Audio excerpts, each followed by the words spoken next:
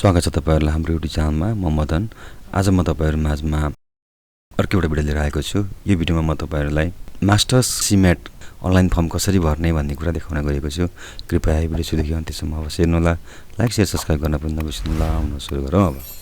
सबैभन्दा फर्स्टमा गुगल ब्राउजरमा गएर tudoms.org टाइप गरेर इन्टर गर्नु होला। यो फर्म खुल्छ र यहाँ मास्टर्स सिमेटमा गएर क्लिक गर्नु होला। मास्टर्स सिमेटमा गएर क्लिक गरेपछि यो खालको फर्म अभाइलेबल हुन्छ। यो फर्ममा तपाईले सबैभन्दा फर्स्टमा जो क्यान्डिडेट हो अथवा जसले मास्टर्सको सिमेट दिने हो उसको फोटो यहाँ अपलोड गर्नु होला। र फोटो अपलोड गर्नको लागि तपाईले फोटो कहाँ राख्नु भएको छ त्यो फोटोलाई प्रपर सिलेक्सन गरी यसरी अपलोड गर्नु होला। र तल आएर फर्म फिलअप गर्नु होला। फर्म फिलअपमा यहाँ सेलेक्ट प्रोग्राममा गएर एमबीएस तपाईले एमबीएस पढ्ने हो भने एमबीएस सिलेक्सन गर्नु होला।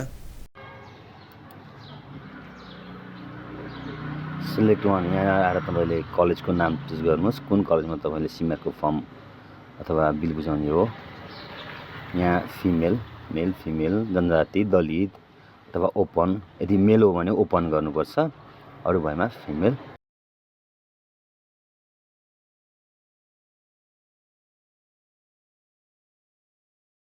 क्यापिटल लेटरमा क्यान्डिडेटको नाम क्यापिटल लेटरमा लेख्नुपर्ने भयो।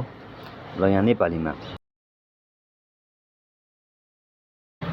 टाइप गर्नु त मैले तपाईहरुलाई गुगल इनपुट टुल पनि सिकाएको थिएँ, त्यसले पनि गर्दा केही फरक पर्दैन। यहाँ फिमेल भयो। इमेल एड्रेस टाइप गरिदिनु होला। यहाँ तपाईको इमेल एड्रेस के हो त्यही अनुसारले यहाँ तपाईको इमेल एड्रेस टाइप गर्नुस्। पर्मनेन्ट एड्रेस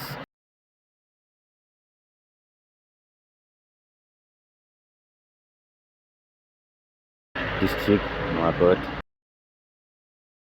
बोर्डको नाम गभर्नमेन्ट अफ नेपाल एसएलसी को हाल्नु पर्यो। यहाँ पास्ट इयर कुन सालमा एसएलसी पास गर्नुभएको अथवा एससी सिम्बल नम्बर हाल्नु पर्यो। यहाँ तपाईको एससी को सिम्बल नम्बर कुन हो त्यो हाल्नुस्।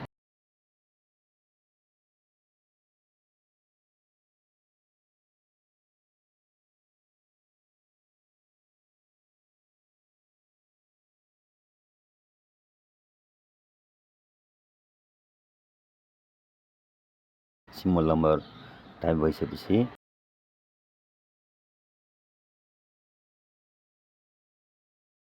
डिभिजन कुन डिभिजन हो, first division, second division, third division, second division, percentage type गर्नुस्। यहाँ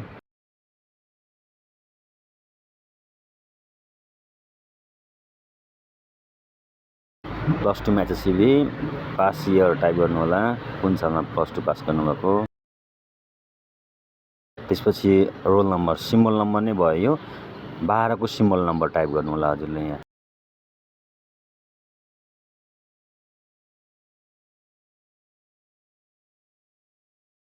त्यसकारणले लास्ट इयरको तपाईले फर्म भर्दाखेरि जति पनि लास्ट इयरको भर्नुपर्ने हुन्छ।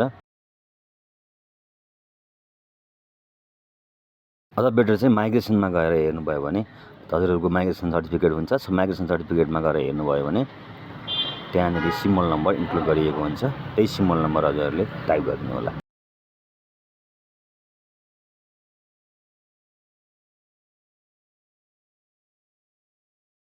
कुन डिभिजन हो डिभिजन टाइप गरिदिनुहोस्। पर्सेन्टेज कति पर्सेन्टेज आएको।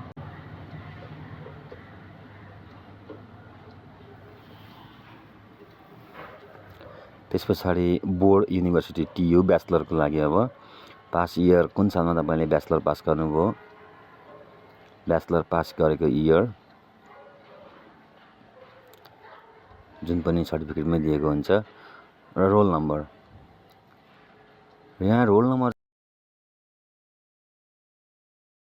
लास्ट इयर फोर्थ इयर हो भने तपाईको फोर्थ इयरको लास्टको सिम्बल नम्बर अथवा तपाईले पास आउट गर्नुभएको सिम्बल नम्बर लास्ट इयरमा तपाईले जुन सिम्बल नम्बरले पास गर्नुभएको छ त्यो सिम्बल नम्बर तपाईले यहाँ राख्नुपर्ने हुन्छ।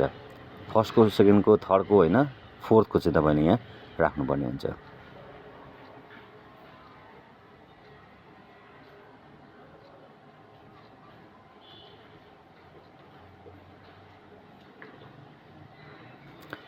अब अब डिभिजन, त्यस पछाडि गएर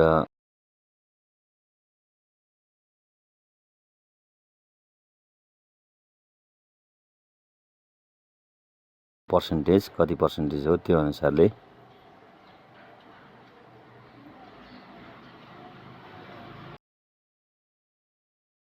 अब यहाँ टियु रजिस्ट्रेसन नम्बर, तपाईँको रजिस्ट्रेसन नम्बर यहाँ टाइप गर्नु होला। टियुमा रजिस्टर भएको नम्बर जुन तपाईँले एडमिसन गर्दाखेरि ब्याचलर फर्स्ट इयरमै एडमिसन गर्दाखेरि तपाईँलाई दिएको हुन्छ टियु रजिस्ट्रेसन नम्बर सानो कालमा, त्यो नम्बर तपाईँले यहाँ राख्नुपर्ने हुन्छ।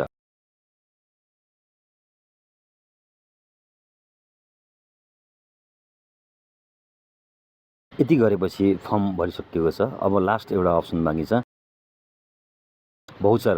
तपाईँले कलेजमा बुझाउनु भएको रिसिभको भाउचरलाई तपाईँले सिलेक्ट गर्नुपर्ने हुन्छ। त्यो भाउचरलाई तपाईँले यहाँनिर अपलोड गरिदिनुहोस् र सेभमा गएर क्लिक गरिदिनुहोस्। अब तपाईँको यहाँ सब्मिसन नम्बर आएको छ। यो सब्मिसन नम्बर चाहिँ तपाईँले लिइरहनु पर्ने हुन्छ। भोलि तपाईँलाई सब्मिसन नम्बर कति भयो सोद्धाखेरि चाहिँ यो सब्मिसन नम्बर तपाईँले दिनुपर्ने हुन्छ। धन्यवाद छ यो भिडियो दिनुभएकोमा। यो भिडियोलाई लाइक शेयर सब्सक्राइब गरेर भन्न नबिर्सनु होला।